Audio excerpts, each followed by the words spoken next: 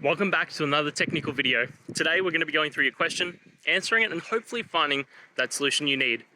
Guys, remember, stay just a little bit crazy, just like me, and hopefully you get through that resolution.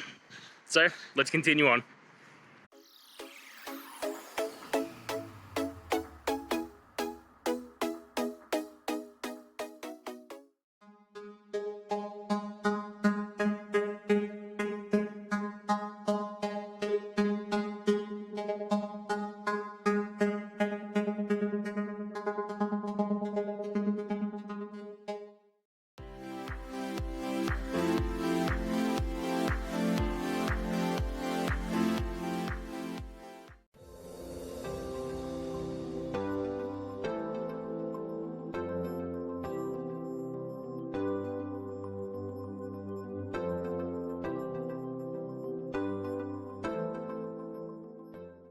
And that's it, guys. We've gone through the solutions and I'm hoping that it resolved your issue.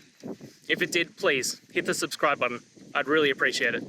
And until next time, I hope you have a good one. Cheers.